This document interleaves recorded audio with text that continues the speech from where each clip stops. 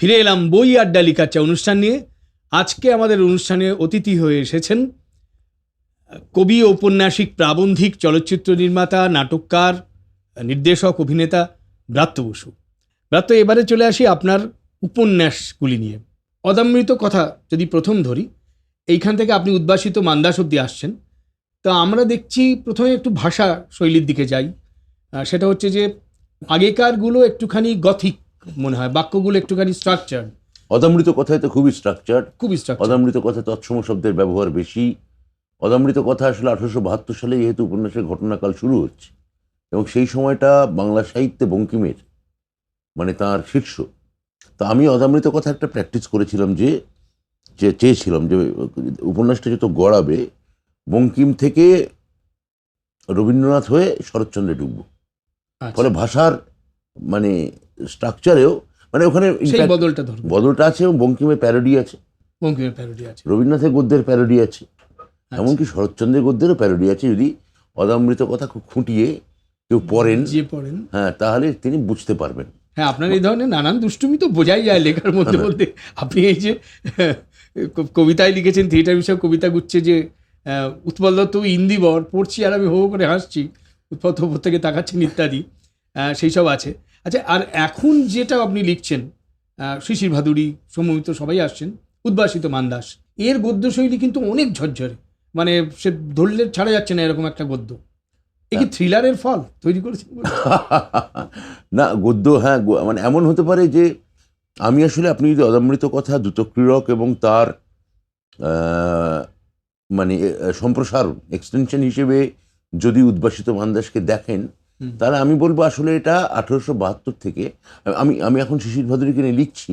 আমি জানিয়েওছি আমার অন্যান্য টুকটাক লেখালেখিতে যে এরপর আমার অজিতেশ বন্দ্যোপাধ্যায়কে নিয়ে একটু উপন্যাস লেখার ইচ্ছা আছে। হ্যাঁ, শিশির ভাদুড়ী মারা যাচ্ছেন 1959, অজিতেশের জন্ম হচ্ছে 1933, মৃত্যু হচ্ছে 1983। অজিতেশ অর্থাৎ আমি আসলে একটা উপন্যাসই লিখছি, মানে বাংলা থিয়েটার 1872 থেকে 1983, মানে আর কয়েক কিলোমিটারের মধ্যে, কয়েক বছরের মধ্যে বিনিয়ন্ত্রণ বা অর্থনৈতিক বিশ্বায়নের যুগটা আসবে। বিশ্বায়নের পর বাংলা থিয়েটার একটা সম্পূর্ণ অন্য চেহারায় চলে যায়, চুরমার হয়ে যায়। সেই চুরমার থেকে আবার ফিনিক্স পাখির মতো জেগে ওঠে, আবার ভেঙে যায়। ছোট বুকলেটও লিখেছেন, আমি কোম্পানি থিয়েটার বলে একটা ছোট এই নিয়ে বইও লিখেছি। তো আমি এই 1872 থেকে এই 1983, এইটা এখানে আপনি বলতে পারেন অর্ধেন্দ্রশেখর আমার একটি অছিলা, আচ্ছা, অমৃতলাল বসু একটি অছিলা, এমনকি শিশির কুমার ভাদুড়ীও হয়তো একটি অছিলা। এটার সূত্রে আমি আসলে সেই সময় বাঙালি সমাজ, বাঙালি জীবন এবং উদ্ভাসিত মান্দাস আপনি যেহেতু পড়ছেন, আপনি বললেন, আপনি বুঝতে পারবেন যে একটা লোক আর একটা ভাঙা থিয়েটার হল,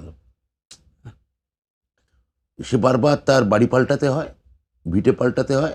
ঠিক, কেননা মানে আমি এই চ্যানেলকে খুব ভালোই বলতে হবে যে সাহিত্য নিয়ে একটা অনুষ্ঠান বছরের পর বছর করে যাচ্ছে। এটা একটা অবিশ্বাস্য ব্যাপার। মানে একটা কোনো চ্যানেল, আমি চ্যানেল কর্তৃপক্ষকে এই সূত্রে আমি ধন্যবাদ জানাবো যে হাজার হাজার পোর্টাল, হাজার হাজার চ্যানেল বিশ্বায়নের পর যেভাবে মানে ব্যক্তির মানে সাহিত্য তো প্রধানত ব্যক্তির একক কণ্ঠস্বর, নির্জন কণ্ঠস্বর। হ্যাঁ, সেই নির্জন কণ্ঠস্বর এই হাজার হাজার মানে চ্যানেল এবং পোর্টালে যে সুনামি, সেখানে কোথায় লন্ডভন্ড হয়ে হারিয়ে ছড়িয়ে ছিটিয়ে চলে যাচ্ছে সাহিত্য। হ্যাঁ, সেই ব্যক্তির নির্জন কণ্ঠস্বরকে তুলে তুলে এনে আপনারা যেভাবে শোনাচ্ছেন আপনার উদ্যোগে, এটা খুবই প্রশংসার যোগ্য।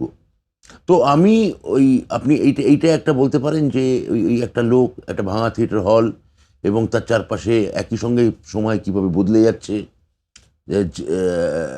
জীবন কিভাবে বদলে যাচ্ছে। আপনি যদি গৌরকিশোর ঘোষের বিখ্যাত ট্রিলজির কথা বলেন, মানে ধরুন ওনার যে প্রথম উপন্যাস জল পড়ে পাতা নড়ে, উপন্যাসটা শুরু হয় দেশবন্ধু চিত্তরঞ্জন দাশের মৃত্যুর পরদিন থেকে। হ্যাঁ, আর তারপর কিভাবে হিন্দু মুসলিম সাম্প্রদায়িকতা সেটা ভেতরে ভেতরে ধুইয়ে উঠছে, কি করে ওদের সম্পর্কের যে টেনশন, বাংলা চুক্তি করছেন চিত্তরঞ্জন দাশ মুসলিম নেতাদের সঙ্গে এবং সেটা হিন্দু কায়েমি স্বার্থে কিভাবে আঘাত লাগছে, গৌরকিশোর ঘোষ এগুলো খুব ডিটেলে দেখিয়েছেন। ফলে আমি নিজে ওই ব্যক্তির কণ্ঠস্বরের সঙ্গে সেই উপন্যাসই পছন্দ করি যেখানে তার যুগ, কাল, সমাজ, সময় কিভাবে উঠে আসছে। মানে বাংলা থিয়েটারকে কেন্দ্রে রেখে আপনি সমাজকেই দেখতে ওই শ্রীরঙ্গম হলটা হচ্ছে কেন্দ্রে, কেন্দ্রে। হ্যাঁ, একা একটা পোড়ো বাড়িতে পড়ে আছে একটা লোক। পিনাকি ঠাকুরের একটা কবিতা লাইন মনে পড়লো, পুরনো ইটের দরে শ্রীরঙ্গম বিক্রি হয়ে যায়। তাই পিনাকি লিখেছিলেন? পিনাকি বা লিখেছিলেন একটা। সেইটা আমি দেখাতে চাইছি যে ওই লোকটা, এবং একদিকে দ্বিতীয় বিশ্বযুদ্ধ হচ্ছে, ওর প্রিয় নেতা হচ্ছে সুভাষচন্দ্র বসুর কি পরিণাম হচ্ছে, কৃষক প্রজা পার্টি ফজলুল হকের, এদের কি পরিণাম হচ্ছে, এইগুলো আস্তে আস্তে ধাপে ধাপে উঠে আসবে। মহাত্মা গান্ধীর কি হচ্ছে, 46-এর দাঙ্গা, 47-এর দেশভাগ এবং স্বাধীনতা, 53 ট্রাম ভাড়া বৃদ্ধি আন্দোলন, এসবই আমার সবই আসবে উপন্যাসে। সবই উপন্যাসে আসবে। যে আপনি শম্ভুবাবুর সঙ্গে বা শ্রী ভাদুরীর যে প্রথম এনকাউন্টারটা দেখালেন উদ্ভাসিত মান্দাসে, সেটা কি এক বক্তার বৈঠক থেকে আপনি একটু কিছু তথ্য কিছু পেয়েছেন, না অন্য কিছু সামগ্রী মিত্রের লেখা থেকে? না, আমি এটা অনেকগুলো বই আমি পেয়েছি। তার মধ্যে আমার সেটা আমি যখন মানে ফাইনাল বিবলিওগ্রাফিটা আমি বার করবো, আপনি যদি অদমৃত কথা দেখেছি আমি বা ফুল বিবলিওগ্রাফি দেওয়া আছে, কোথা থেকে, হ্যাঁ, কোথায় কি নেওয়া আছে, তো সেটা তখন আমি প্রকাশ করবো। আচ্ছা, এখন আমি বলছি না, এখন বলবেন না। উপাদান সংগ্রহ তো করতেই হবে সব জায়গা থেকে। তো এই যে আপনি এই যখন একটা ট্রিলজি লিখলেন, ইতিহাস কিন্তু আপনার আগ্রহের বিষয় আমরা খেয়াল করছি। মাৎস্যন্যায়ের মতো নাটক আপনি লিখেছেন। তারপরে আমরা যদি বোমাকে ধরি বা আপনার মির্জাফর এবং অন্যান্য রচনা নাটক, যেটার জন্য আপনি সাহিত্য একাডেমি পুরস্কার পেয়েছেন সাহিত্যে, বুদ্ধদেব বসুর পর আপনি হচ্ছেন নাটকে সাহিত্য একাডেমি পুরস্কার পেলেন। বাংলায় 2জন নাট্যকার পেয়েছেন, আপনি এবং বুদ্ধদেব বসু এবং আপনি। তো এই ইতিহাসকে আপনি বারবার আশ্রয় করেন, এটা কেন? ইতিহাস হচ্ছে সেই নির্মুখ, যেখানে আপনি কান পাতলে তো শতজল ঝর্ণার ধ্বনি আপনি শুনতে পাবেন।